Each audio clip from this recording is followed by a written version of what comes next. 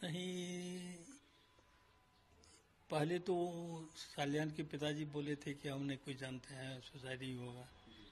बाद में किस विषय पर वो रिसर्च किए कि ये सुसाइड नहीं हत्या, ये तो हम नहीं जानते हैं। तो अब सही है कि गलत है ये हम कैसे बतावें।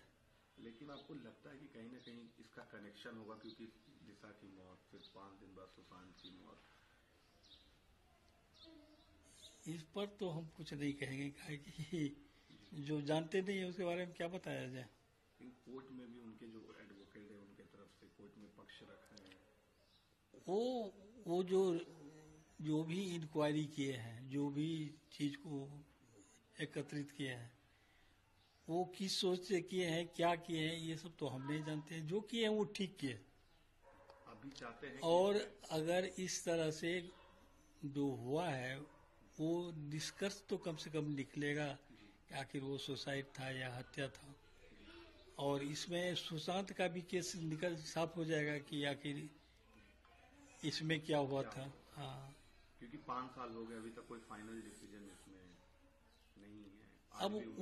अब उम्मीद है कि सरकार बदली है, पहले की सरकार में इस सरकार में बहुत फर्क है।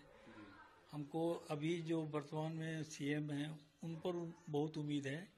वो जो कुछ भी करेंगे अपने स्तर पर वो सही करेंगे और जल्द करेंगे।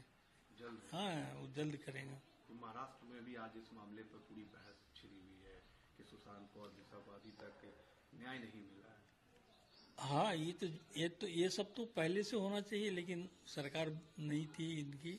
अब जब आया और ये प्रश्न उठा है तो ध्यान जरूर देंगे। उम्मीद है कि मुख्यमंत्री जी अपने से इंटरेस्ट लेकर के इसको सही रूप देंगे और क्या हुआ इसका सही में वो निकालेंगे, खोजेंगे कि ये सुसाइड था या फिर हत्या थी। क्योंकि नई याचिका डाली गई है, इसमें कुछ भी हो सकता है, नया मोड़ एक लेगा। नहीं तो जो कांड घटा होगा वही चीज ना आएगा, चाहे वो सुसाइड का हो या हत्या का हो। तो ये तो